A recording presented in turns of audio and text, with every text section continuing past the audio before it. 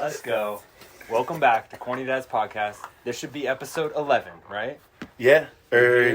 Yeah, 11, because we do have our mystery episode. Oh, we got a mystery episode that's floating in the universe right now. Mysteries are floating in the universe. Yeah, it's a fancy one. Universe. We went to like a studio where people like it Fancy looks studios. way different than this. Does it look like one of those cool studios that you see on YouTube? Yeah, it had like Live, Laugh, Love in the background. Literally. and shit. Like, So sick. Literally. I just ordered one of those off of my Amazon site. Dude, like, I I was like, in there. because then I'm gonna be cool too. Yeah, I was in there and I was like, dude, do I smell or like am I dirty in some way? Because like Yeah. this They is were like, so yeah. much cleaner. we Yeah, felt yeah, so so, inappropriate yeah, the totally. entire time we were They there. have That shit massage sucks. chair. Oh, fuck all that. A massage Nobody chair. can give a real interview when they've just been in a massage chair. Life's not a massage chair. That's why we do Hot Ones. We need you on Hot Ones. That would be dope. That's where we got our logo. If you guys didn't already know, On we Hot did. Ones? If you couldn't tell. Do you know what Hot Ones is? I have no idea what Hot Ones Yeah, is. It's a the show Hot where Wings they episode. have a tier of hot sauces from Oh, pretty God. spicy to extreme. You would never see me on that show because I'm not a hot sauce guy. Yeah. So here's the thing. It would get funny clips though. Oh, it would be hilarious. Fucking Especially funny. if I just didn't know it was hot sauce and just sauces. I was like, oh, it's another hot sauce. And then it gets raw reactions out of you because you're so much in pain That'd be best. that it'll pull out like Oh, I see. So it's amazingness. my pain that brings them the pleasure. Yeah. Yeah, since day one. Yeah. Since the ancient of days. So, Anyway. yeah, anyway. See, we should actually introduce our guest. Yeah. today. Oh, my God. yeah. I Interruption. mean, the man, the myth, the legend, PRIMO, the entertainer, Yeah, there's many aliases. the Lorax, Terp Lorax, All right, so I think I actually speaks for the Terps. I do. I'm the voice of the Terps. They keep on going. They keep Yeah. on going. There's many aliases. A renaissance face. man in the cannabis industry. I actually have it on, actually. Come on now. Let's Speaking of the go. Terps, that was fan art. I just was so moved by this was fan art off of my Instagram before they... Amazing. Yeah, voice of the Terps. With the case hat. Yeah, with the case hat. You And- aren't going to know this, dude, but I went to school in Ashland. Oh, shit. Okay, Right so... across from Case Coffee. Okay, And when okay. I was a 20-year-old, So I that's popped over there, got a mocha, That's hilarious. struck up a relationship, and I freaking did merch for them. No There's a shit. Case Coffee. Yeah, Focus I've got... hoodie. That's amazing. That's amazing. So Yeah. that's real... And it's focus? Oh, my God, that's Dude, hilarious. I did a So logo for my them last for- name is Case. Yeah. And so when I've got lots of friends in Ashland. I've been there, my whole life. And when I was there years ago, and I was just like, Case Coffee, well, that's fucking great. So I go in there and I buy all the hats that I see them on the thing. And Let's go. And then that kind of created a conversation with the Beastra. And she's like, oh wait, and I was like, oh, my last name's Case, and she was like, oh, that's amazing. She was like and I gave her my credit card to pay for it, and she was like, your first name's Sebastian? And I was like, yeah. She was like, the people that own this, the Case family, they just had a baby boy, and his name is Sebastian. And I was like, What? I'm pretty sure I get free drinks then.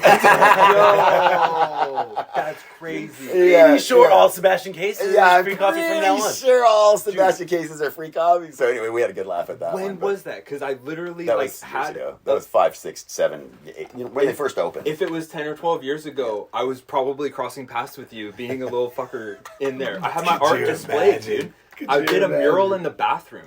That was I actually do believe that was probably around the same time then, because Yeah. your art, I've seen your art when I saw you start working on the glass before. I was like, I've seen his art somewhere before, And so yeah, it probably made an impression on me when I was in the bathroom. That's where most art makes impressions on me, when I'm in the bathroom. Hell yeah. Well, to bring it full circle, we want to know more about you and describe you to the Respect. world and give you an Yeah. outlet to share like all that you've been through, which has been years and years of craziness around the glass world. Yeah, the cool. church Thanks. world. I appreciate that. It's interesting.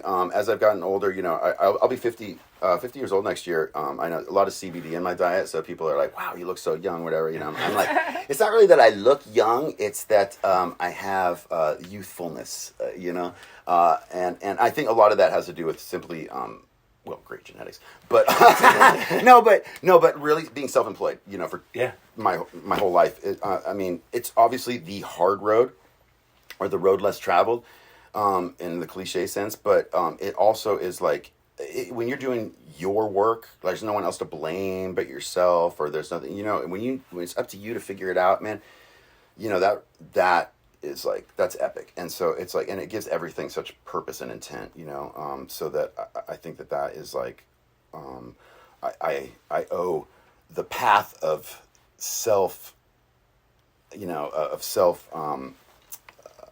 doings, getting it done yourself, self-employment and all that shit is just like has rewards that I didn't even think would, that you never think about when you're young. You're just like, I want to do my own thing, But then as you get older, you're like, well, you have to do certain things in order to stay in the mold. And then you're like, well, that's where the rubber meets the road, when you're like, can you like, rise to the occasion to maybe fulfill the things the goals that you have to get done that you weren't excited about. But then when you start to, and you actually see that you can, then it's like becomes even more exciting because you're like, I got this, like what comes next, and that is just like, that's enough to fucking, it drives you to the grave, but it also puts a smile on your face. You know what I'm saying? Because like I said, purpose, I think purpose is just huge.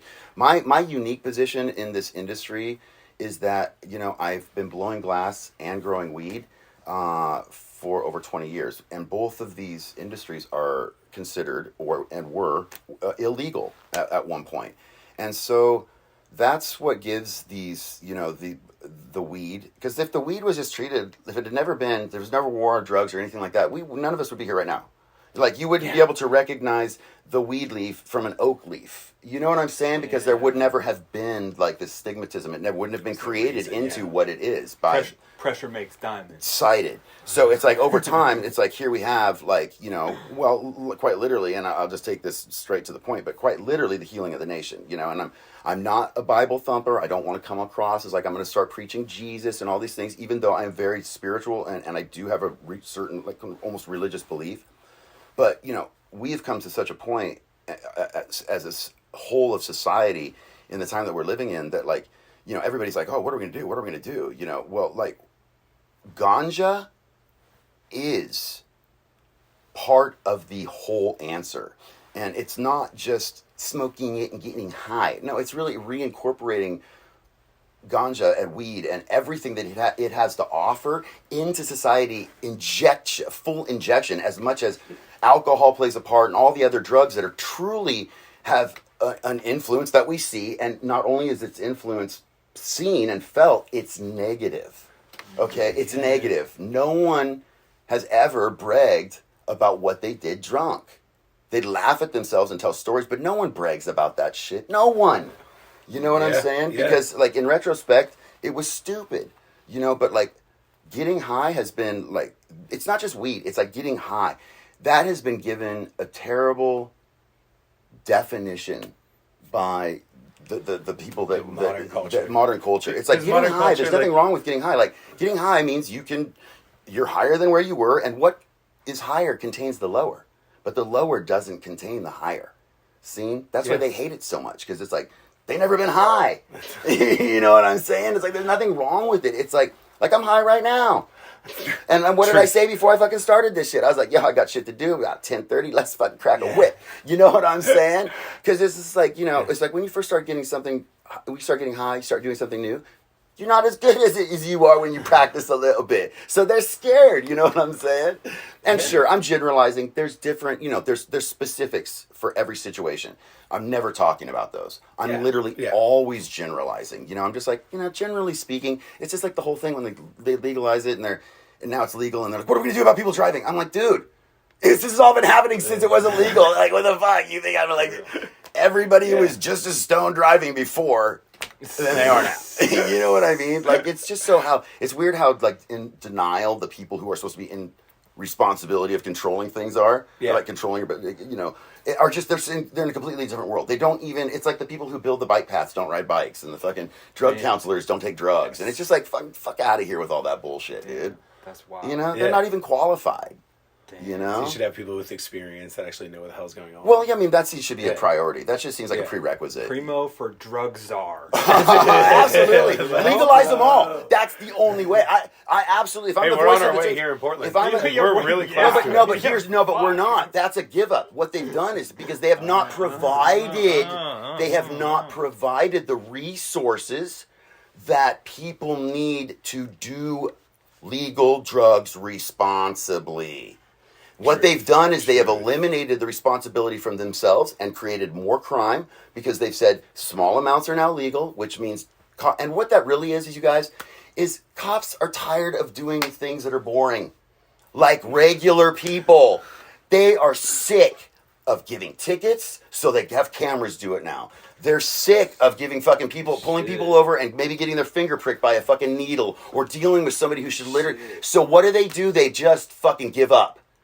And they say, you know what, just have your shit. And they also say, you know what, if you fucking don't have any money and you're hungry, go into the store, you can steal up to $1,000 worth. That's real. No one's going to come if you fucking go in, steal a loaf of fucking bread, some peanut butter and jelly, and walk the fuck out of the door, literally with a smile on your face. No one is coming. Fred Meyer's has a policy of how they will not stop anyone taking. Every place has a policy. They just don't let you know because then they think that they would boost theft. Yeah. This is the reality that we live in. Like, you guys we all have to understand that, like, it's a free-for-all. Like, the government has never been concerned about any of us, ever once, not one time. And it's not ever going to be concerned about us. And people need to fucking grab this horse by the motherfucking reins and start, like, controlling where it's going. Otherwise, it's going to go straight off the fucking cliff. Cheers to that. Yo, respect. Cheers to that. We knew the PRIMO podcast was going to be fucking lit. Let's go. Coming in. We're fucking like 12 minutes in. What's up? What is up? Woo! Yo, Just paint a picture. yo, them bunch of pussy He just clots. directed a movie. Fucking All right, best. and we haven't even Love started. it. I love it. I fucking love Okay, it. so back to what puts me in a unique position. So the fact of the matter is that I started blowing glass in the summer of '95. I'm not even gonna get let's put a time. Let's give some people some credentials. All right, you know, like where do I come from? Run So through the and history, also in 1994. So and also before that, rewind just a little bit. In high school, all growing up, I was in a private school. I was like, I graduated from Lincoln High School downtown in '91. But I was in the Montessori program. My parents were Montessori teachers my whole life. And I'm also an only child. So I've been given a lot of carte blanche, and I expect things a certain way. And I'm like, why not if it isn't? And so, but I also want it to benefit everyone. Okay, I really want, and that's the thing. Ultimately, with what I'm saying is that what we're talking about when we're talking about ending the war on drugs and truly declassifying or not even classifying marijuana and legalizing this nonsense and getting the past 30 to 50 years of drug war out of our fucking of our system. Like, literally, it's disgusting. So anyway, it ruined everybody. I did a year in jail for that. So and before all that, I thought coming up that I wanted to be a cop because to me that seemed like the smart thing to do because I wanted to be the first on the scene to help people. That just seemed nice. So what did I do? I went to the Navy. I went to the military directly after high school. And that's when I took acid. The first time I ever took acid was literally on an aircraft carrier with a friend of mine. And I was like, oh my God! What the fuck? I literally was. I was literally out at sea. So how old were you then? I was 19 years old, literally. And I was literally... And was that your first drug experience? I was definitely juvenile. I had no idea. But an old girlfriend had sent me a freaking letter on the ship, and she had sent like 5 little gel tablets, and I played it off like, oh yeah, I done it. Never done it. My bro was like, I got this. He was like, what? He was so stoked. He was so stoked. But listen to this really quick. So the shit was crazy because I didn't know what was up, but we had a night shift. So and we're out at sea, but it's still at night. It's like people are sleeping. So they were launching jets off of this fucking it was the first time they were launching jets, and it was at nighttime because it was a brand new aircraft carrier, CV and bro. Well, I didn't know what fucking with me was, so you couldn't. You know what I mean? I didn't even know nothing. I didn't know nothing. So then it starts to come on, bro, and my bro comes upstairs, and I'm like, he's like, come with me. He's like, Case, come with me, and I'm like, okay.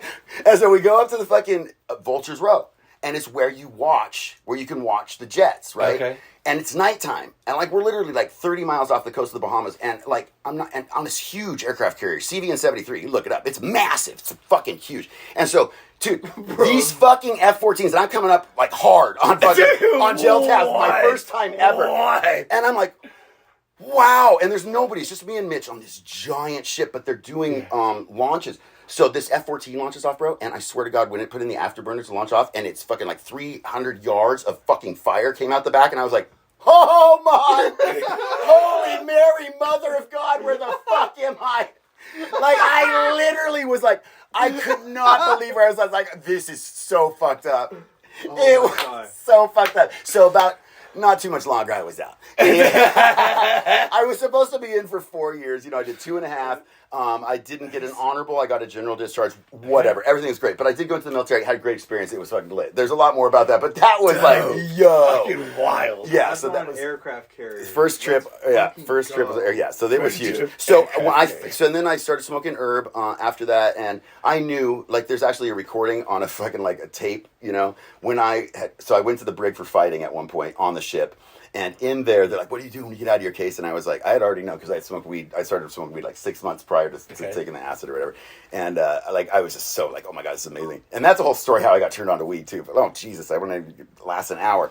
Anyway, this is Corny Dad's podcast. Oh, we're so corny right now. We're long format. Oh, right? my That's God, what we do. In Nebraska and Iowa, there's fields of this shit. Dude, so check this out. Fields. So baby. my bro, this guy, Let's Brad go. Simpson, this guy, he was an Olympic hopeful for wrestling. And then this guy's like, 5'11", just a fucking shredder. I just looked up to him. Guys, they're not 5'11", 5'5", and just like, rah, you know what I mean? Just like, he wrestler, would throw you. Cauliflower, fucking crushed ears, I'm just like, who is My this guy? son's been wrestling me. So check this out. He goes, fuck it, dude. He's been getting after He'll toss you. He's been getting me. He's been like throwing the hands. He literally like he did like boom boom boom boom boom boom. And you're like, all right, that's good. I'm glad and I you're- was like, oh haha, and then I was like, that low key kind of hurt. Wait a second. Damn. So the first time I get the fucking turn on to weed, my bro Brad Simpson, he's like, Case, I need a ride to Virginia Beach. That's where we were stationed. And I'm like, all right, let's go. And I was stoked because I kind of looked up at this guy, thought he was cool, and he needed a ride from me. I'm like, cool. So we get to this place, and I'm really trying to make this quick, but we go into this guy's house. He's got bearskin rugs. We had to like go down this long, windy, driveway. It's all just weird. What's this vibe? What's going on here? Most interesting man in the world. The most interesting man in the world vibes. Dude. Totally the most interesting man in the world vibes. Okay. Yeah. And we get in there, he's got, like I said, bearskin rugs and blah, blah, blah. And anyway, and my bro we were going to pick up a quarter pound of weed from his plug. And he needed a ride. And I learned, then he introduces me to, I take a bong hit, right? And I'm like, I've smoked, but I haven't really been taking bong hits. You know what I'm saying? I get fucking high. Okay. Fuck, bro. Take you back They're to playing the Led Zeppelin, aircraft and then we go into a grow room, and I'm just like, you know what I mean? You're talking about getting thrown in the deep end. Yeah. Jesus. Yeah. And so I was like, wow, and I had to drive back the whole thing. It would totally change my life. And I realized that he was the plug for like all the brass, Awesome. on the ship. And so, then I realized why he had such a cool vibe, because he was running shit. You know what I'm saying? And so that you were cool. Kind of taught me a lot. Yeah, he kind of taught me a lot. So, and I knew that weed was my game. The second I got high the first time, I was just like, oh my God. And as a matter of fact, the sentence that came out of my mouth, I felt like I had been high my whole life, and when I smoked weed, I was sober. That's literally how it felt to me. I was like, oh, this is what I get it. I get it. Okay. So that, just to that's the point of that. Yeah. It's like, I was old enough to experience being high. I feel good about being a late starter, late bloomer. It was like I'm not getting high until because I was doing sports and I was very active, and I wasn't smoking pot, and I wasn't, Dude, I was skipping with classes. you. I was feeling like good boy, like I did all sorts of sports. Yeah, like, I just I wasn't had a job or wasn't athletic. And I think that's part of that is like dove it's in head up to first later on. the curriculum and the parents and the environment to encourage our youth to have plenty to do, and now it's in which they don't these days, and that's a whole nother topic for freaking corny dads, it's just like, because then corny dads will turn into fucking smashing dads. go fucking smash the system, dim. So wait, where does jumping on the torch come in? Okay, so I got out of the Navy, and I know that I'm getting into weed. I come back to Portland, and I basically get a job as a bike messenger, and I get a job as a bike messenger, and I start slinging weed through the bike messenger. That was 6 months, and then I went independent as my own, and I was like slinging weed, and I had my pager. This is 93.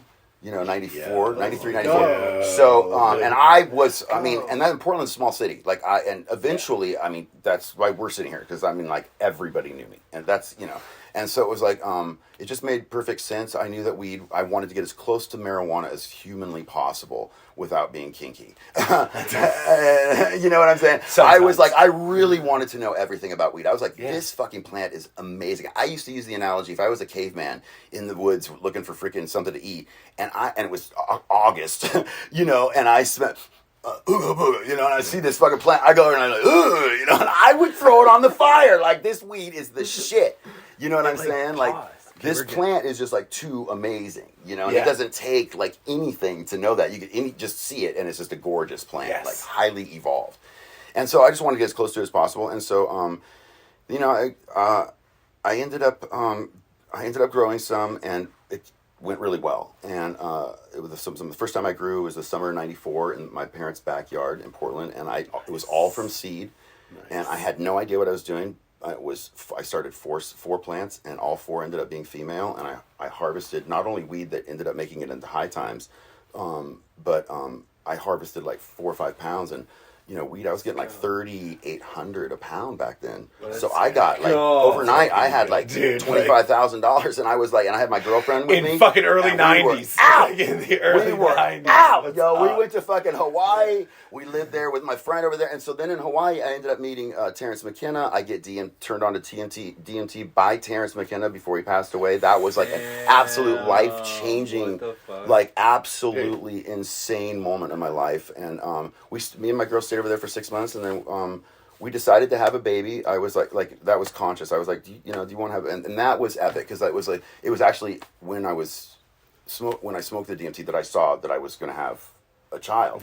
You know, so and I was just like, wow, and I never thought about that before. So then I was like, oh well, let's just get it started. And I'm so glad I did, because you know, Akasha, she's born now, and she's like, you know, it's just the world that we live in is so different now, you know, and it's just like, it was a real blessing to be old enough to have a child before the new millennium and the whole, like, you know, internet thing, and to take advantage of it, because I was young. I was 23, you know, when she was born.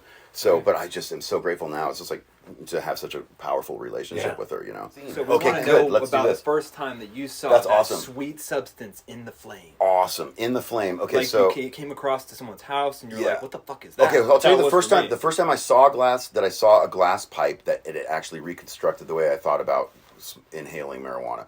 I was walking into Lithia Park in Ashland, and there was a VW bus with the fucking side door open, and the smell of sweet ganja was pouring out the side, and I fucking was one of those cats too, so I pulled up to the side, and I was like, yo, you know, blah, blah, blah, this one, and fucking, I had a little pipe, you know, maybe it wasn't glass, and they were stoked to share theirs with me, and they handed me this fucking weird, like, you know, looked like a fucking piece of wood, but it was glass, and it was a color change, and I just looked at it and never seen anything really like it, and he was like, yeah, man, it's the color change, you know, from Snodgrass. And I was just like, Snod who, you know? And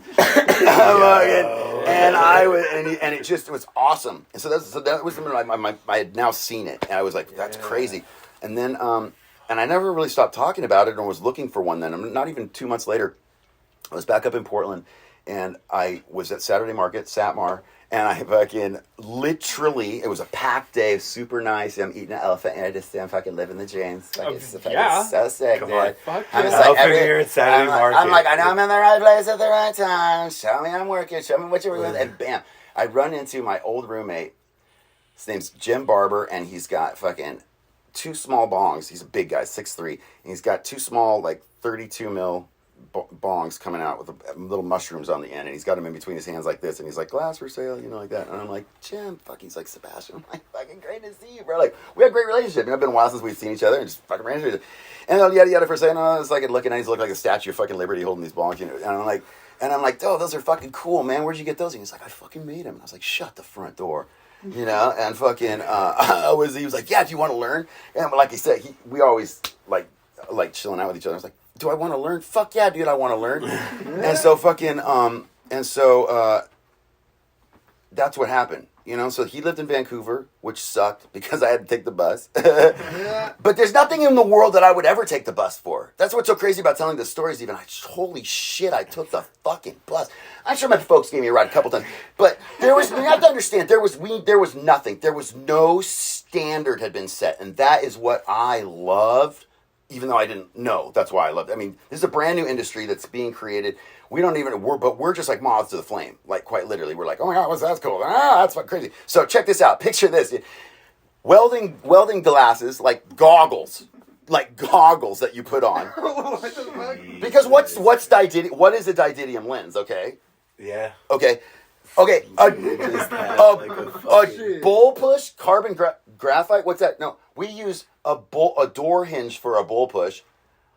I swear to God, dude. I mean, the guy that I learned from didn't, just like this. I don't know anything. There was no standard, none. I heard stories about people in the old days not knowing that you could punty up to another side of something. Oh no, dude, no. So they would just like drip shit down. No, bro, listen, when we didn't pull points or fuse a handle on, Right. We would literally grab 25 millimeter heavy wall. We had a Victor number 5 welding torch. Like loud as fuck, dude. I've Loud as seen fuck. one of those. Obnoxiously loud. My buddy has one. There's no standard, so it's not like you're going to come up to it going, dude, I can't blow like this. You see what I'm saying? You're just like, oh, so this is what they do. Okay. You know what I'm saying? Like, you know what I mean? Oh, you put these goggles on? Okay. It's kind of hard to see. He's like, yeah, well, I wish we could see you no, back like, in the day. I have Dude, pictures. imagine It's just fucked pulling up. down like a welding mask. Yeah. Like the helmet, just like. Yeah, a lot of people had that idea that was going to be a good thing. And like people did that. Because, well, maybe for 5 minutes and then after that, here comes glasses. You're like, oh, get that thing off your face real quick. You know what I'm saying, dude? And like, now people wear like. but there was no shades on. internet. There was no internet. You Right, couldn't just go look up. Yeah. There was nothing. There was nothing to take You just, pictures go to with. the library and find a book. You're like, Fucking nerd. Yeah, There was we no could books probably- on glass blowing. They were all in Fucking Italian. academic. It was all soft glass. There was no borosilicate anything. You guys have to understand that. Glass alchemy didn't even exist. Northstar had a palette of like 25 colors. Now they have a palette of 200. yeah. Because it was illegal still. It was not, the cat wasn't out of the bag. Just like all this hash that we see here is only because weed is not the precious commodity anymore. Yeah. The oil is.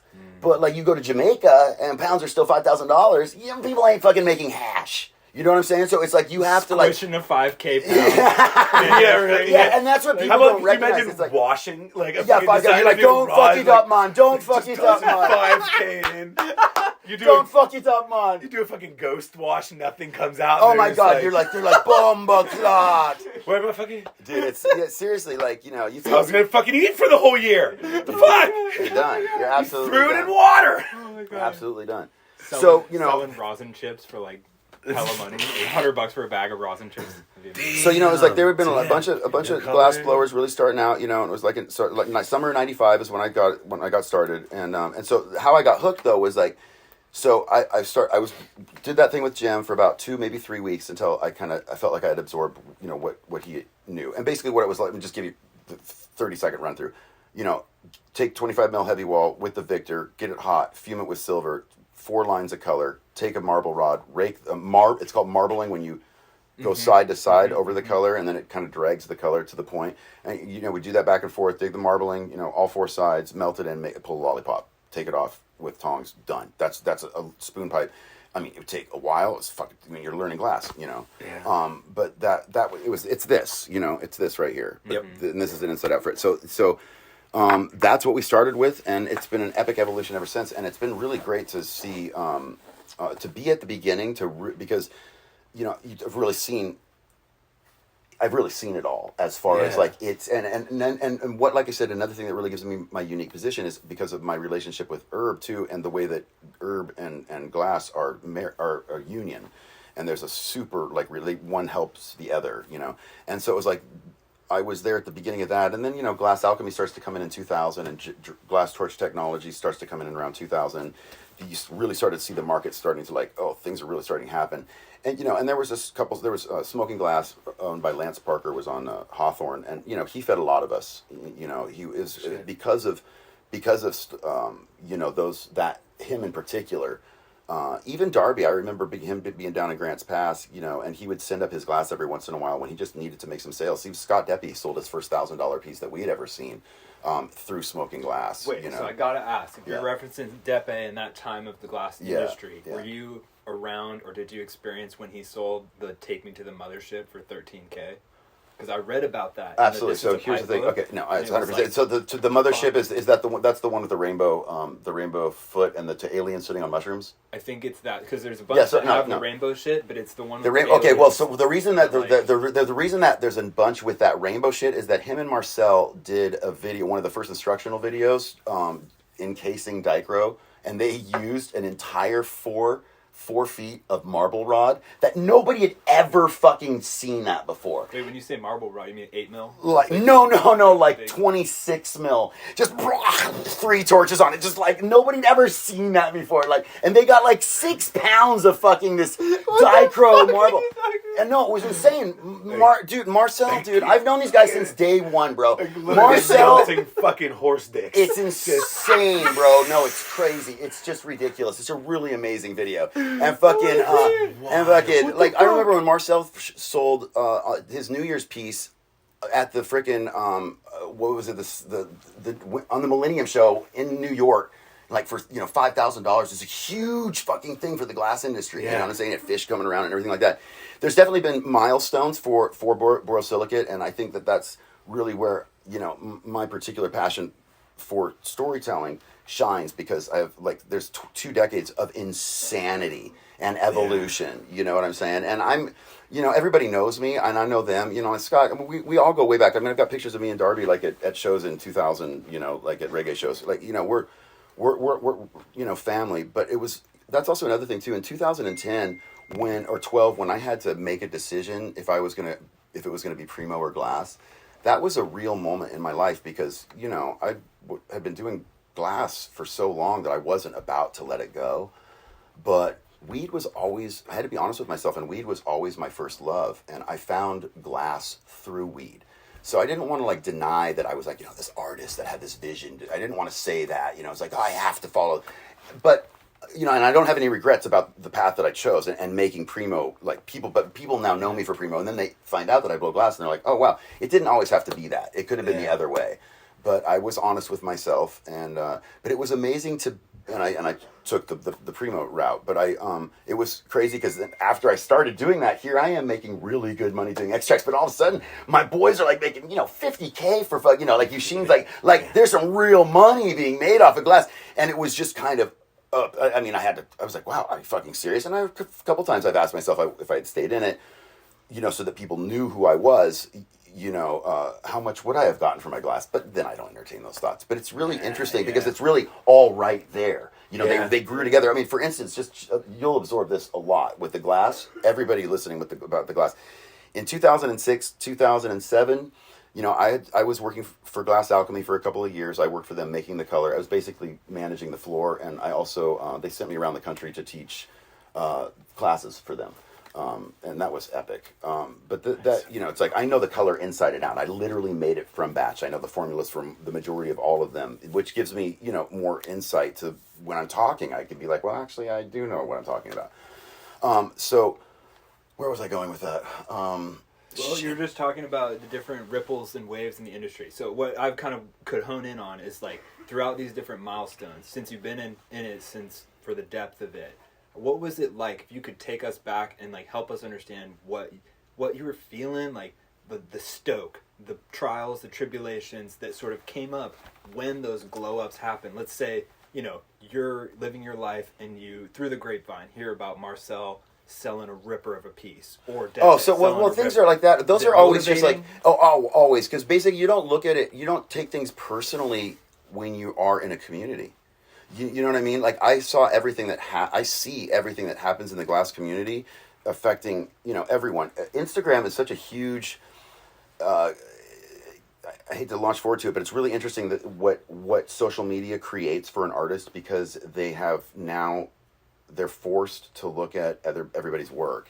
And when you do that, you judge yourself, and you judge others, and you compare. And you might take a path that you weren't going to before, because maybe it might get you more popular. I mean, it's really distracting to what your actual artistic path might truly be. So that's dangerous. It can be super inspiring and that's it's a double-edged sword there. It can be, but if you're not already inspired, do you need a picture? Well, do no, you see what I'm saying though? No, like no. in the beginning, like even for the first 5 years, like I could see like the Zen Buddha master. You not look at Instagram. See nothing. See what you come up with. If you cannot my own, you fuck that. You know, you're for real though. I get what because you're I saying. get Yeah, it. You know what I'm saying? And yes, we can always say, just as we can say there's something good, there's always something bad, and vice versa. You know, we can always sprinkle it and sugarcoat anything with an immediate. Oh, well, there's good, and yes, there is, but absorb what I'm saying first. And recognize that you're not benefiting yourself by sitting on the shitter and looking at what your favorite artist is making. You're not. Yeah. You're not. And you'll never fucking prove to me that you are. Because there's nothing except for comparisons and wish I could have beens and oh my gosh, if I ever. And you know what I mean? That's all that self-conversation exists. Yeah. And so you have to build. Like a true artist, they say real artists are like they're the voices of the city, of the community. You know what I mean? So they're like, look to the artists to see what's really going on. And it's like, well, if you're looking to somebody else, then how can you like do your thing? Yeah. You know, it's like Understood. That's a good argument. Pardon? The argument is innovation. So like Henry Ford made the first like double combustion engine or something. Please don't make fun of me. Henry Ford had some sort of groundbreaking thing. well, and that it was he with did. hemp too. Sure. Yeah, so he was smoking that loud. But he had no, he made the whole car. No, the he thing made the was car. made The car was made out of hemp. The car, That was amazing. he was smoking that loud. Yeah, he though. was definitely smoking that loud. anyway, no. So he, had a massive innovation, changed the game of the car world. So the argument is that people see He that changed and the they're game like, of the industrial world, sure. not the car world, because it Industrial applied. world. It's a blueprint for everything. Okay, Go ahead. So I got some holes in the story. But It's anyway, okay, go ahead. So It's but just just important. like spearheading that innovation like that, other people know that the limits are farther than they might have previously thought. Like if I haven't seen a Depe piece, I might only think that this is how cool pieces And how can nice get. for you to be in that headspace for a minute. What do you mean? How nice for you to not have to fucking think that you have to fucking reach a Debbie place. Because you see what I'm saying? It's true. That's what I'm It's true. saying. It's true. Point It's true. made. It's a, I I mean, can I'm definitely just see, saying, like, like, I see there's where just- Primo's coming from. Yeah. Because I mean, can really see picture both of yourself it. as the Zen. Yeah. Like, there's always better than you. There's always someone struggling to get where you're at. Just like that's the absorption of the artist. The reason we do art is because we stay busy. Well, we don't have to do the dishes. I mean, you know what I'm saying? And then when we find ourselves getting good at it, like really, like, you know what I mean? And then actually, oh my God, I do want to make something with a vision. Then all of a sudden you find intent and purpose. And then, oh my God, and then a real art carries over to real life. And if we can be an artist in real life, then we're achieving the goal of every professional artist. Well, that unlocks a whole different thing, and that's like appreciation of art in general. And how has that fueled you? Oh my God! I mean, Like, look at we seems live like in the through glass music, age. maybe, Well, you we know? live in the glass Fuel age. itself. That's another thing too. There's Bronze Age, Iron Age, all that thing. We currently are living in the glass age. I mean, we couldn't have anything we do, nothing, without the glass is almost the most important because even cellular networks, all that. You know what I'm saying? Like everything. So we're in the glass age. So So you can say like fiber optics. Or yeah, something like fiber that. optics are glass. Yeah. That's what I'm Yeah. saying. Like the windows on our house, everything. It's How just we like get information from one place to the next. exactly. So we live in the glass age, and that being said, we need to reflect on the artists that are, and the thing that's very unique about glass as an art medium. I love that this came up in the conversation. Is that we are working with a medium that we never touch. We're always on the bifringe of it, on the peripheral, working towards it and moving it in a way that we can approach it because it's fire. So it's like sculpture, but even think about it. In sculpture, your hands are completely on it. Yeah. Seeing like your pottery and like you're in it, like your fingers. Yeah. And that's why when often the nicer the piece, the faster it's sold. So you're like, I'm always like, bring that back. I want to touch it. I need to know how it works, if the ergonomics are right.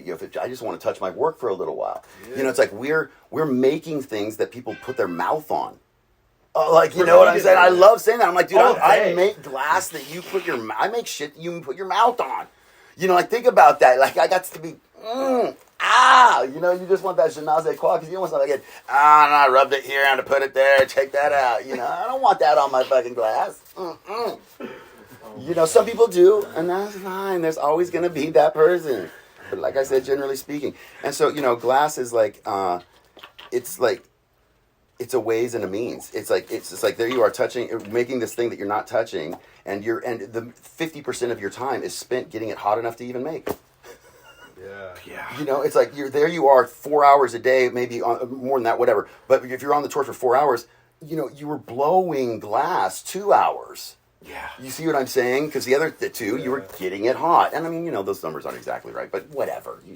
Dude, my but you see what I'm saying? 90%. Yeah, so yeah, it comes and goes. And in the end, it all equates to 50-50, so they might be right. No, but you feel me. I mean, so I'm like, I just see, you know, and there also has to be a point where, you know, if the glass isn't giving you joy, what are you doing it for? Like if you have a studio that's away from your house, That goes for a lot of shit. If glass blowers need to hear me say this, because it's like, what is the mindset of a glass blower? It's like if you think that like having a studio away from home, and then is like a vision of success, I would challenge that to say, if you do that, do you find yourself still in rush hour?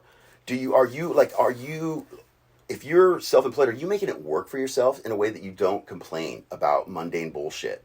Like stuff like, oh God, I'm stuck in traffic. But you're self-employed. You don't have to be driving right now. You know what I'm saying? Like, you can literally shape the world to your desire and never bitch about anything if you think that is a definition of success. And then you could actually define that as your short-term goal.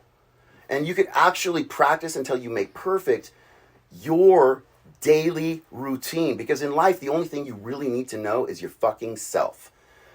Because if you don't know yourself, you can't know anybody else. And if you don't know yourself, you could never love yourself. And if you don't love yourself, you will never love another person the way they deserve to be loved. Damn. PRIMO spitting facts. It's just facts. Fuck is up. Come here for the corn and you get facts. God damn. All right. Well, I mean, it's Corny I Dad. just really do mean that as respectfully. I mean that as respectfully. You know, but it's like, do you want to listen? Do you want to be self-employed to make a vision, or do you like a lot of people I know that started growing weed, got into it because they thought it was going to be easy because growing a plant's easy. I grow plants in the windows. No, but really, let's just get real.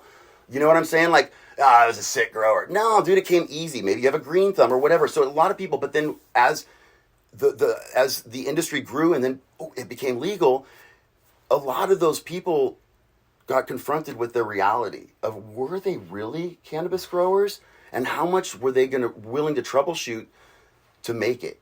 Because that's what life is. It's a troubleshoot. And once you figure out what you need, it's maintenance.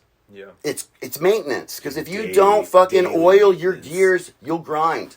And it'll come to a stop. And if you think that your glass blowers make too much money on their pieces, it's about the 20 years prior that they didn't make any money. And if you think somebody makes something really fast and they get overpaid for it, it took them 10 years to figure out how to make it that fast. Like, you have to, in everything that you find cool is fucking 1,000 things that you would judge about. So it's just like, just let it all go and know that you, me, you, him, you, we're all on the same path. Some of us just in slightly different places in different courses at every different thing. You know what I mean? We're all equal, literally.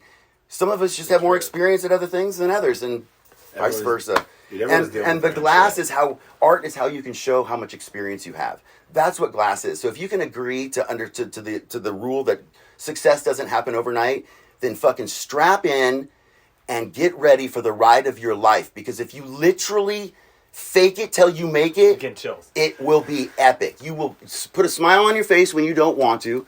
Kill them with kindness, and know that the most infectious thing in the world is not a yawn. It's love. Let's go. All right. Let's fucking go. Let's go. Let's go. The PRIMO energy. PRIMO energy drink. Respect, Can bro. you Mad make love. that? That's epic. Like, That's amazing. The world needs that. It That's could be CBD, it could be nothing, it could just be caffeine. It could be like liquid death water. You just can't. Actually, you know what I'd like to do? Water. This is what we should do then. What? We should do a PRIMO water, but we literally we give it to them in like plastic bags, and then we say it's refillable.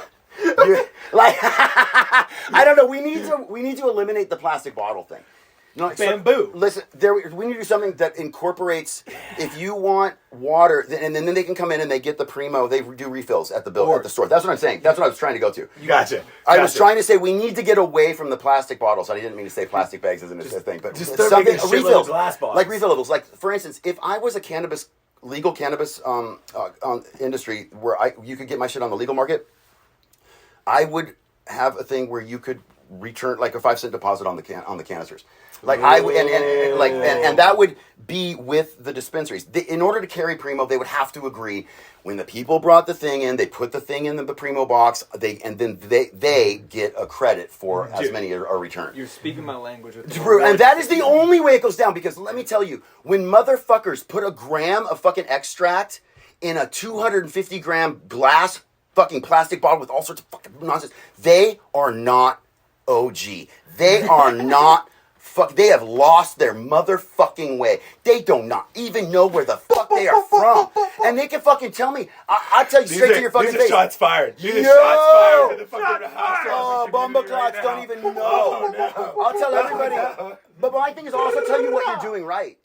But nobody's doing it all right. Well, you're absolutely right. Like, especially when you're, like, the one that hit me when you were talking about is the troubleshooting. It's especially with gardens. It's nonstop, bro. Working with rec market, I've seen so. And that's another thing too. With you know, watch them fall for all the same. I would like to just everyone digs in their heels. Yeah. And they just don't innovate. They don't listen to anybody else. They try. They think that they have it. And that's the other thing is like everybody who thinks they have it are the people that don't, because it's the people who listen. And it's every 6 months.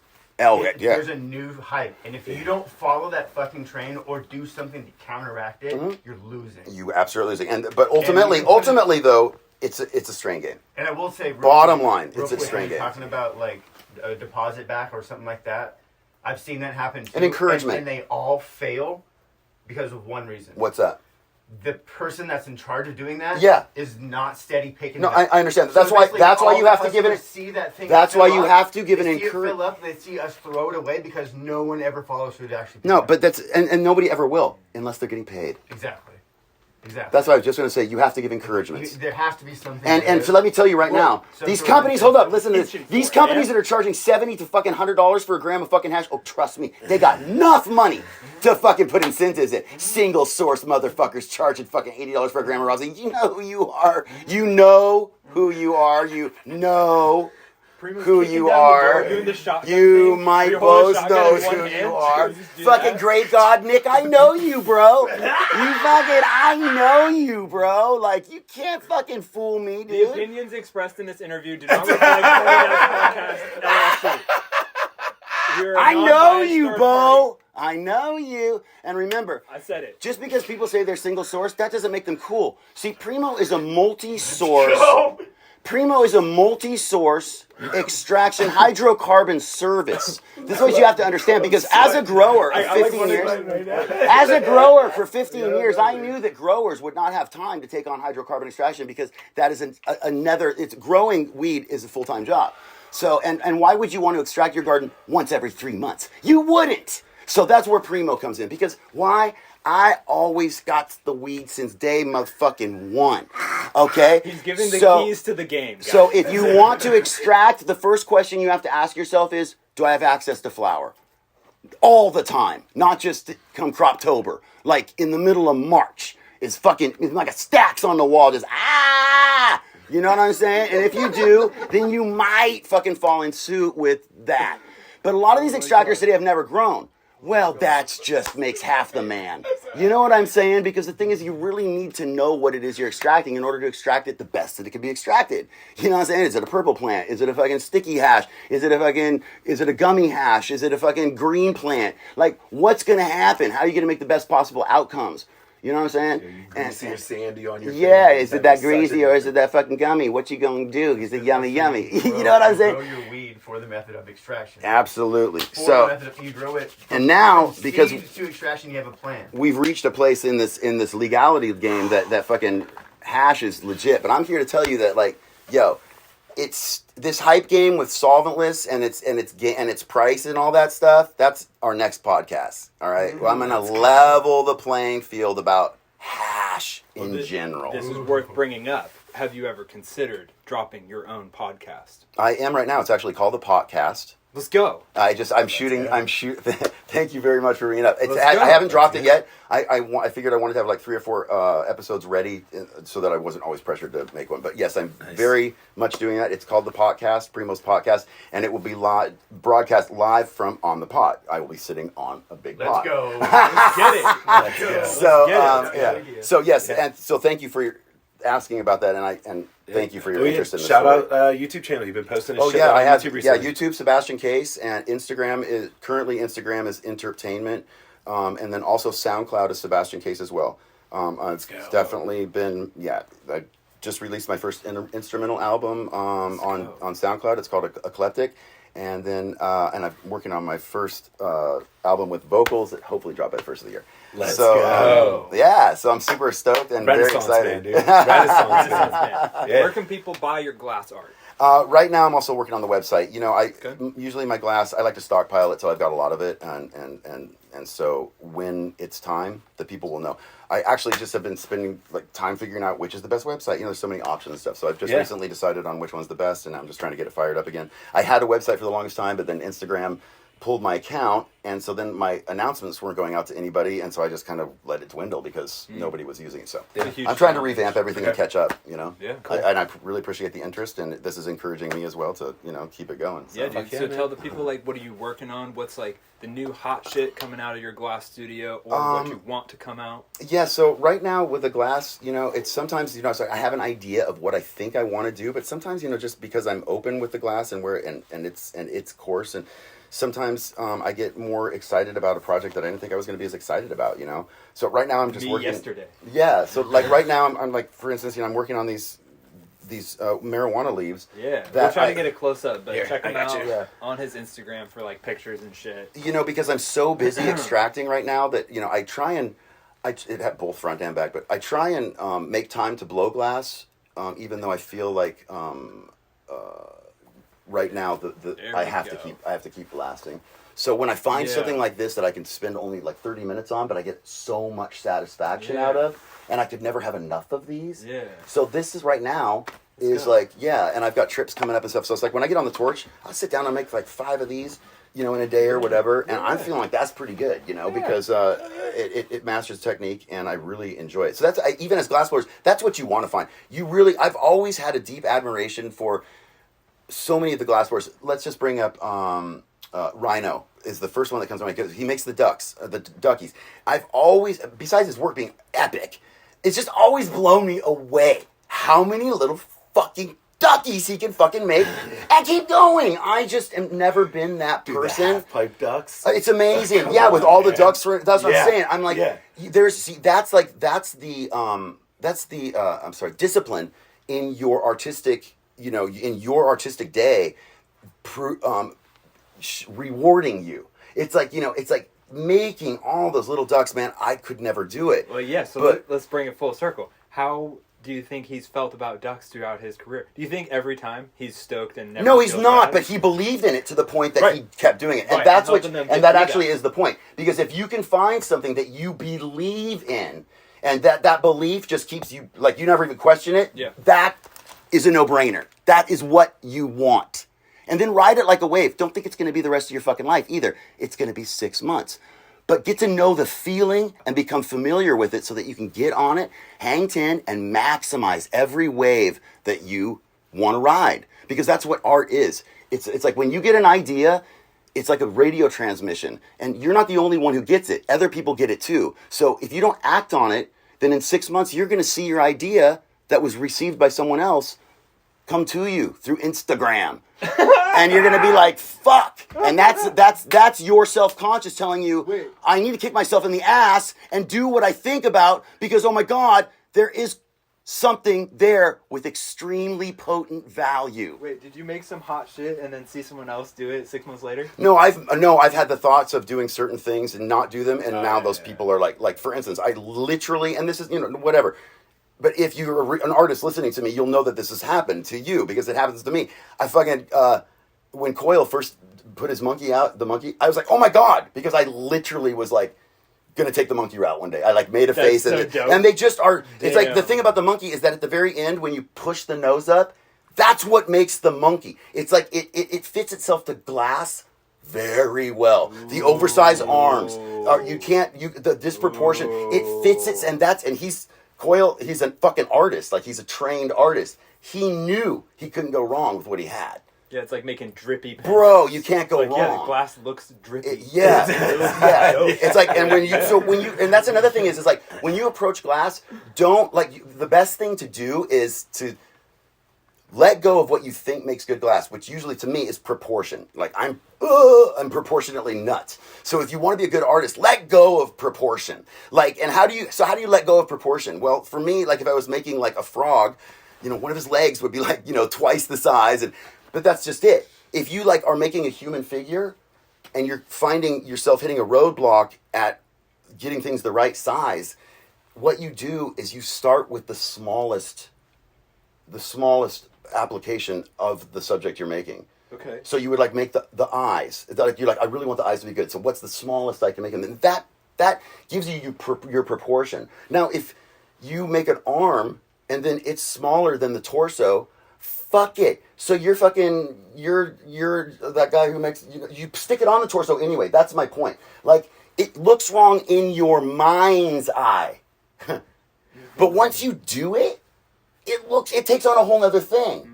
Because now your mind can see what it actually looks like, not what it looked like in its mind's eye. Yeah, well, and other people are going to see and when how they want to see it. And I was telling Nick the other day, I was like, when you like are doing something, you have to follow through is the most important. If you are doing something and along the way it doesn't go quite right, or you take a turn the wrong way or draw something, don't just throw it away. You owe it to yourself to just finish the process, and because through the process is where you learn. And to get the full lesson, you have to go to the end. Trust me, even if you don't sell it or it's not something you can sell, the lesson learned will help apply to you to get to a place to sell your stuff faster. Dude, so you've probably gone deep on some projects. Have you had any Gone hugely remarkable projects? Well, my things were stepping outside of making a pipe. That for me is a remarkable object. You have to understand, when you're making a living off of selling pipes, making something that's not a pipe and I'm like, I have no money. Like, I'm like broke. You know what I'm saying? I was living, piece to piece, And I remember a couple times, this one time we were driving to Smoking Glass to sell the piece, and it's like wrapped up in blankets to keep it warm because we need cash. And then right when the sound went down on the volume on the song, tink, like it, and there's just so many reasons to throw in the towel so many times, but that's again where you just have to, you learn or you stop, You ever been like a week deep in a piece? I haven't. The first piece that I was going to sell for $1,000 was heavier than I was used to, and I went to put it back in the kiln, and it was a top loader. I was working at a shop I wasn't used to, and it slit. Top loader. Yep, it was, it was for pottery, and it slipped out of my hand, and it fell, and it hit the fucking handle, and it fell in and busted it. I ended up fixing it, but that was like, I literally thought about giving it up. I was like fucking over it. You never know if you can fix it or not. I was totally over it, Dude. But from those things you learn shit. You like learn how to set the glass up differently. You just learn stuff. It's like if you fucking get your big boy pants on and you walk through, it will reward you. But it's tough. That kind of speaks to like the secret ingredient of some of these ultra heavy hitters that people look up to. Oh man, these guys like Darby and frickin' and Buck and Banjo. Deep. They'll take a month on a piece. Oh, of course, for sure. But they've also, now I can't speak from that realm because that's where they are on that is where I went over to Primo. Yeah. I've never cold worked any glass. I don't have that in my shop. That's not something I have the time for instance. You know what I mean? So I definitely know my limitations and where to say other people take the fucking seat for sure. Yeah. And I love to give credit where credit is due. That's another thing about me is that I'm just like when I see something that I like, I find the person who created that thing. Be it glass or anything. For me, that's Banjo. Shout out to Banjo. Oh, Banjo. Matt's a legend. The first time I met Matt was in '98, and he had this piece. It was a country fair. He had this piece, and the got my little banjo marble. Oh, nice. That shit. Nice. Yeah. Won a giveaway. That's awesome. Yeah. You saw him at Oregon Country Fair? Well, he had this piece where the figurine that he had on it was torn in half, and he had kind of incorporated the design of the piece to make it work. And I saw that it was a mess up, but he had made his mess up into art. And Heartbreak. I was like, wow. And I was like, Banjo. And, he was like, Sebastian, and he knew of me before, because I started blowing glass before him. He actually knew of me before. Like, when we see, Banjo's got a few of my marbles. When Banjo sees me, he's like, that's an OG right there. Hell yeah. You know what I mean? Let's go. Okay. Yeah, dude. Like, he introduced me to Punty at this glass gallery opening that he was at a long time ago. We were all at dinner together, and he was like, introducing me to Punty, and he was like, "Dude, this guy was blowing glass before me." That's the squad. But I'm not to put myself up, but Banjo and I were friends. Nice. When Buck sees me at the spot, he's like fucking Seabass. It's like, I remember when Buck first finished his, and I've got video of it. Actually, it's on my YouTube. It's the first buck fish. Are on my YouTube. Abe Fleischman, the owner of North Star, called me up. We're good friends. He called me up and he was like, "Bro, you gotta come over." So I did. I went over to his house. You gotta come over and see these. Buck. That's when I met Ryan the first time, and he had brought his pieces to Abe to find out how much he should sell them for. He had no idea, and so then Abe called me up to fucking get a second opinion. And he was like, he was like, he wants to sell these. But I was looking at him, I was like, and this is when pounds were still 3,200. Okay. And I was like, bro, these are pound pieces, bro. Let's go. And he said, he was like, you're Sebastian? And I was like, yeah. He was like, thank you so much, bro. I was like, oh, bro, I was like, nobody's got the money to buy these, so you're going to need to get a pound a week. Like, I was like, and it was fucking game on. Like, and that from that day, and he's even told me about it. Like, he's like, man, I remember the first time I met you, Sebastian, you were like, pound pieces. And I was like, oh, yeah, this is how that happened. He was like, man, I was so stoked. I was stoked, bro. I was like, damn. And then and what's even better is that he has continued to push the envelope.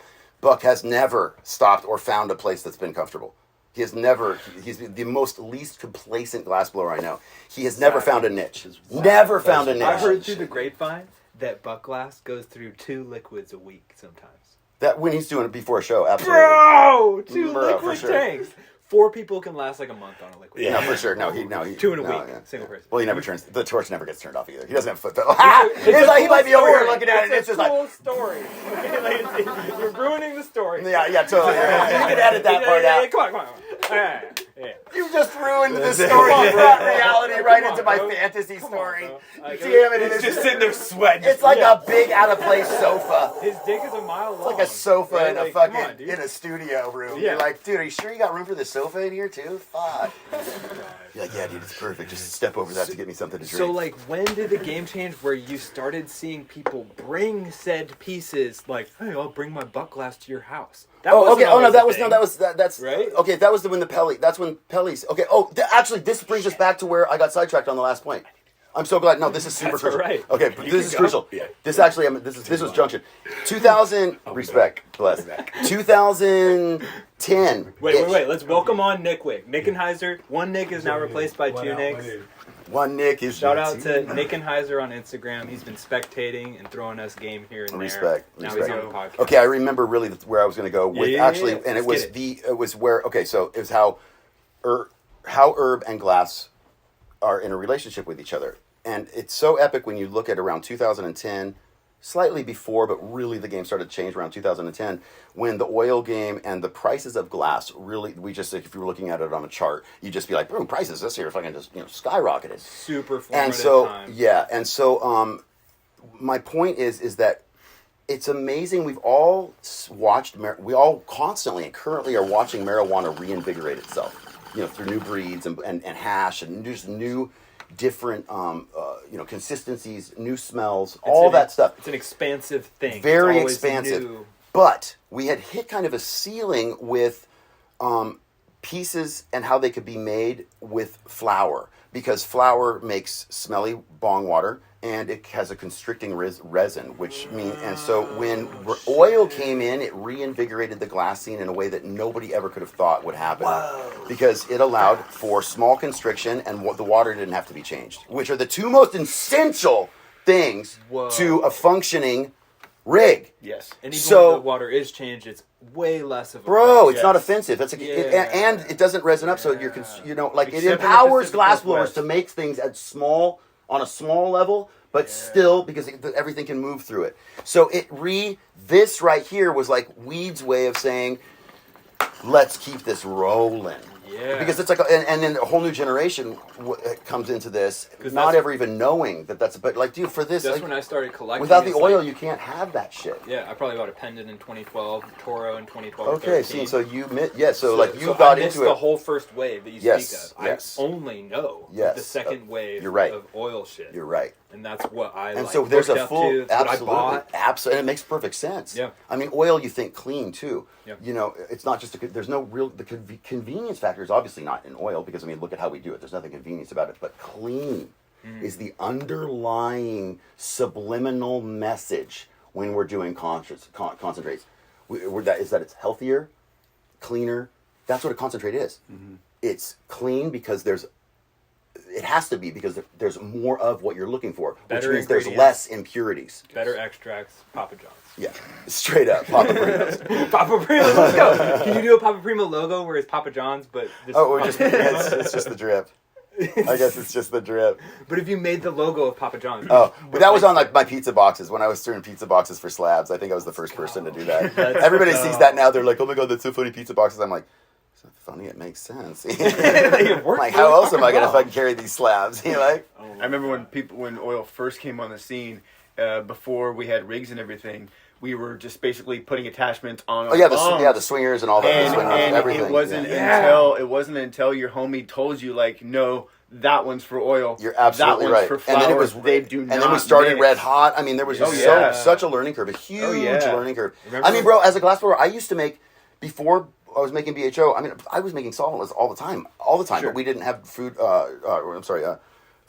freeze dryers, and so the rosin wasn't a thing yet. No, I bought mine from Bubble Man at Melting Point in Vancouver, BC, when he was literally just like selling bubble bags. Yeah, I mean nobody was Mila. And nobody was like rosin. There was a progression with rosin too, because people weren't at first pressing hash; they were pressing flowers. Like it took a while and then they pressed hash. If you were heady, you didn't use the mixer. You used a spoon. I used the hair straightener. I got the rosin tattoo, man. Wow, yeah. Wow, you are 2012. Hair straightener in 2015. I've that got was my one, year. absolutely. I was, like, squishing shit. Yep, absolutely. Stepping on hair straighteners. With one of the crank down vices. No, dude. So I didn't even know about that. I had that. I still have that set up at my house. The bathroom counter. So I would set the hair dryer or hair straightener on the bathroom counter with nugs in it.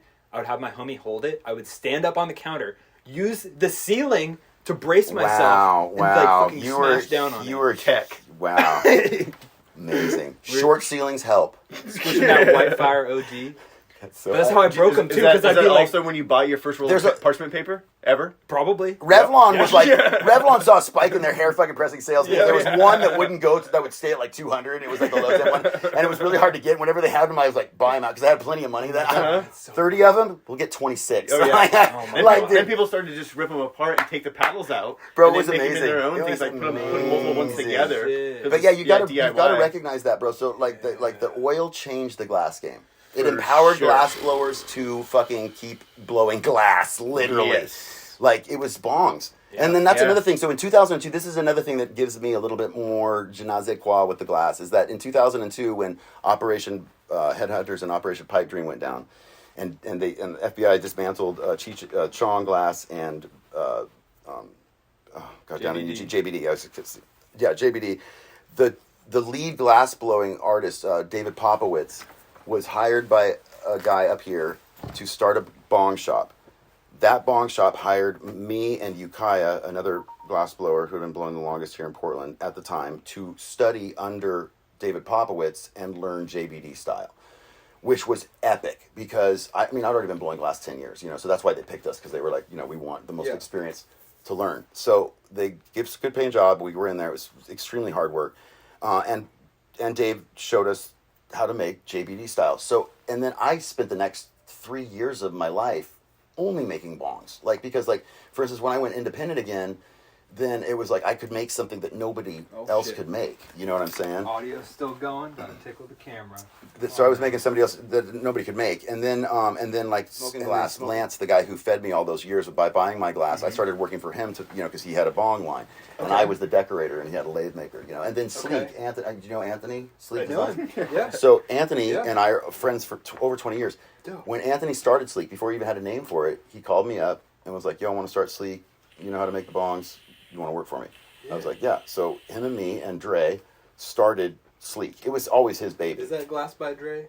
Yeah, he doesn't, and he drives a truck now. He actually doesn't blow glass anymore. Yeah, I haven't seen him in a minute. I talk. We're good friends. We talk. Fun once fact: a I got a month. sleek Zong. Probably not Oh far yeah, off yeah, that yeah, era. yeah. Traded for it. Yeah, those were his bestseller. I mean, without the Zongs, Yeah. it wouldn't have worked out. Hell yeah. I No, got for one. real. Yeah. And so we were working every day, every single day, dude, grinding, blowing glass, making bongs, and like that was the deal, dude. I mean, that was like I had a thing that nobody else could do. Yeah. You know, and it benefited me really well for a while. And other people around you. Yeah. You know, so it's a whole movement. Yeah, that and now needed it. now people that know glass or are learning about it, they eventually, if they don't know about it, they'll eventually hear about JBD, and then realize the importance of it in the industry. It's like I remember the first time I bought. So it was before I started blowing glass. Obviously, it was 90. It was before I cropped. It was like 94, just before the summer of 94.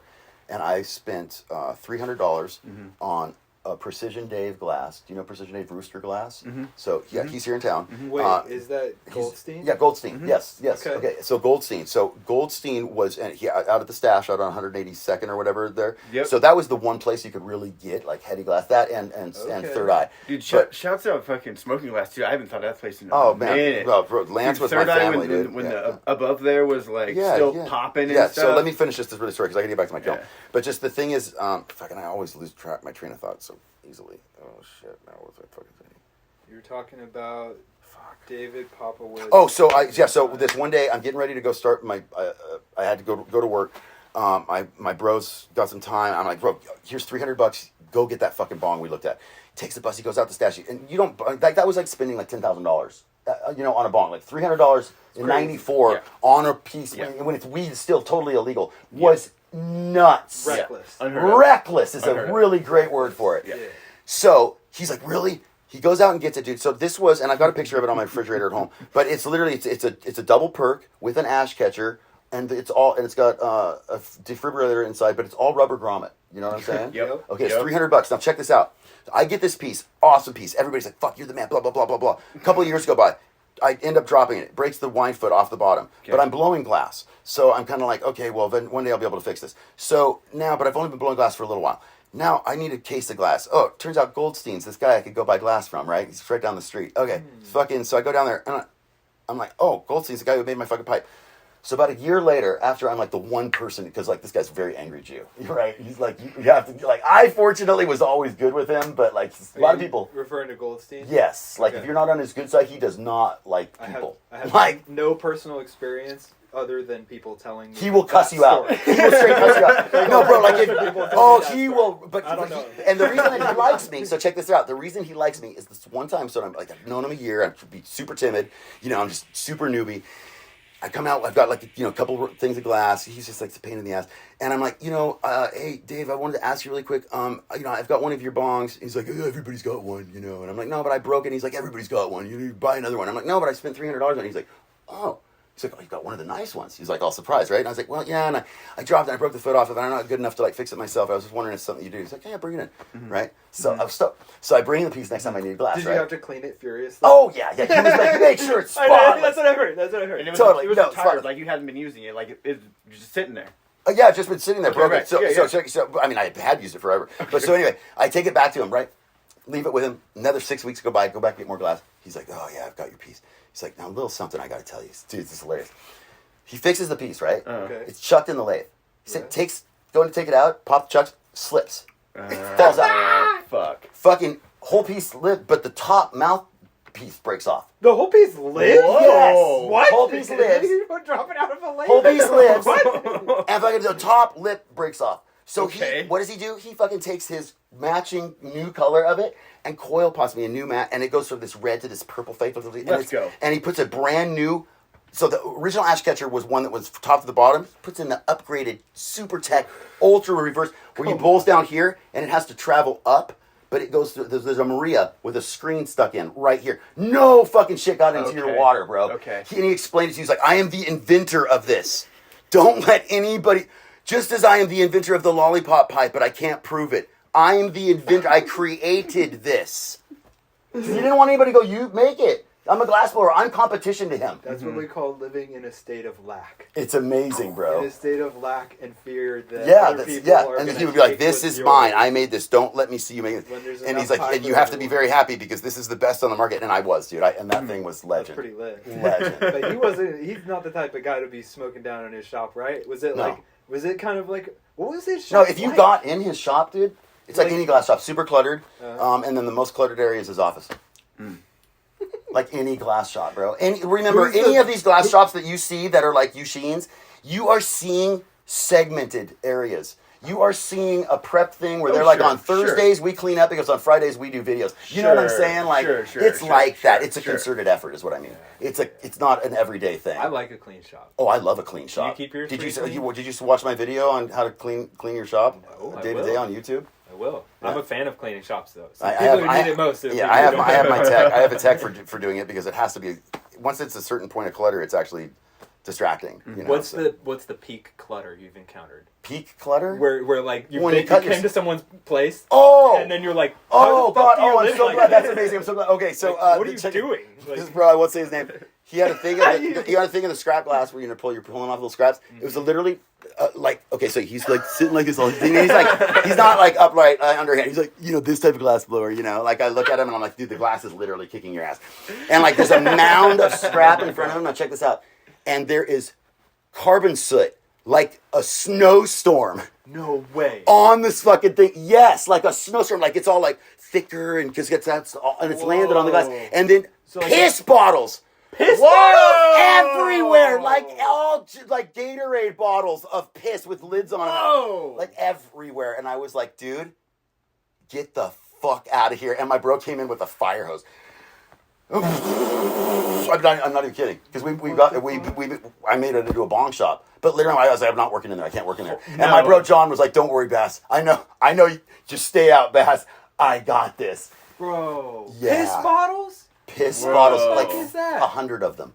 Damn. Just too lazy to piss in the bathroom, and then once it's pissed in there, who wants to fucking get rid of it? So we'll just add another one. That's another extreme one, another one. depression. That's Oh, that guy was fucked up, dude. That was, Yeah. and that's also Yeah. 20 years ago. Yeah. You know what I mean? But yeah, Holy that was shit. the worst. That's gnarly. Dude, literally, and the thing of scrap, like this, like, like how is he even gonna, like, It's like the type of scrap where there's like pointies sticking at you. yes. So like you even get close to it, It and will- some your invisibly eye small is- one is just like, bro, that's my Holy least shit. favorite. I like clean shit. I like keeping shit clean. Oh, bro, the lean down into the thing is actually, when I have students in the beginning, that's one of the lessons I always say. I'm like, listen, in your shop, if you don't have a border line or like, those velvet ropes invisibly, you need to, because like the thing is it's not the picking up the glasses you're going to get cut. It's the stabbing yourself in the face.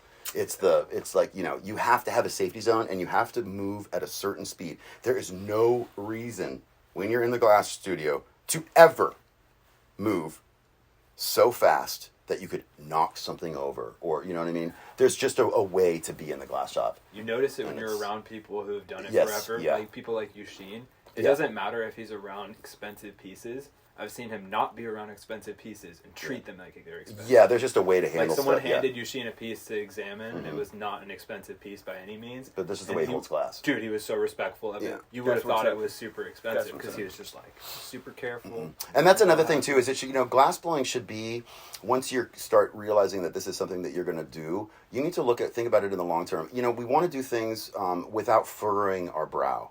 We want to try not to always be all like like relax. Like Yeah. when you're blowing glass, take deep breaths and drop your shoulders down and bring your arms next to your body. Like do these things. These are like good form is what's gonna carry you into your elder years and allow you to blow glass when you're 60 years old. And think about getting a tabletop lathe so that you don't wear your But there's a way to approach this with the long term in mind. Yeah. And once you do that as well, you'll start to relax because your overall demeanor will begin to relax because you're not in such a hurry. There's plenty of time to get done what you have to get done, as long as when you feeling it, you're doing it. And that means even if you're not feeling it, like if you need to sleep or you're feeling sick, allow yourself to do that as well as you would blow glass. Like just do the best you can, even if doing the best you can is not working. Like, so really take time off. If you're like, I can't work today, then really recharge yourself. You know what I mean? That's like, and don't get mad at yourself for not working. It's like, dude, we can't. Like, I've been self-employed long enough, and I've always had a really good habit of keeping like my hours or like receipts for expenses, just because I kind of wanted to have a record of how many hours I was putting in and if it was worth my time. Shit. And what I realized after doing that for so many years, I don't do it anymore because I figured out my own formula. But what I realized is that overall, generally speaking, at the end of a year, I will have averaged 22 days a month of working. No matter if I had a month where I worked 30 days, there's going to be a month where I'm going to work 10 or 15. Yeah. It's going to average out.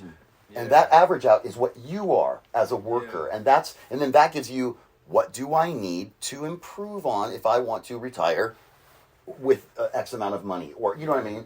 And that's what we have to do. It's like a grower, for instance. I've always thought it funny when they look at a calendar and see when they're going to harvest. I'm like, no, mark when you want to harvest, and then start your garden accordingly. Always take the empowered approach to everything. Never the what you've been handed approach. I like that. Always the I'm handing you. Yeah. And you doesn't have to be an individual. It's the subject that you're working with. Deliberate The creation. deliberate creation. Right. Powerful. Seeing that is absolutely, those are essential tools in feeling, because you can achieve success but still feel like you're lacking. Yeah. And that's because the thing that you didn't give yourself was a definition of what success is. We have to define success for ourselves in order to achieve it, and do not fall for the American hypnosis of success, because you'll never reach it because it is continual expansion. That is capitalism, is never-ending expansion. That's why they do quarterly reports. Report to me on your expanding business. Well, we've expanded to the point where we've killed the earth. I mean, you know what I'm saying? So, like, we need to redefine success. Okay. Yeah. And if the goal if the goal is happiness, we need to also try to break out of that whole thing that success is going to bring you happiness. Because it's not. No, well, until you define what success is. Exactly. See? But just being successful, like you'll never reach it. Just not working for a boss, or just becoming the boss, just trying to get to that goal that you have in your mind. That's not necessarily going to bring you happiness. No, it takes meditation. It takes you have to know yourself to you have to ask yourself questions to answer the questions. Great point. So what practices or types of things that you have in your lifestyle bring you into a state that you feel wonderful and energized and creative? Music has always been definitely the key. And that's one thing I love. That's probably my biggest inspiration or motivation to staying self-employed, besides all of the things it does, is being able to listen to music when I want, how I want. That is the most important thing. Music is life. And you know, we've all, this is one of the things, we wrap it up here. Love is not the international language. International language is not love. It's music. People need to redefine every reality that they're coming into contact with, because we have been handed a placebo. It's not the real version. And when you even just, the second you touch the real, just get a glimpse of it, it just destroys their fucking illusion. So I encourage everyone to get on board with whatever they define as art. Whatever you're interested, like, go towards your curiosities. Yeah. Go towards your curiosities and then feed that, and realize that, you know, no one does it the way you do it. You can say that to yourself. No one does it the way I do it. And it's a good mantra. No, because it tells you you have something to offer. Remember, it's just one grain of rice tips the scale. Not a handful of people, jumping over at one side. It's one grain. And who's to fucking say that you're not the grain? No one can tell you anything. And that's so important to know and hear. Like, yo, you got this, little one.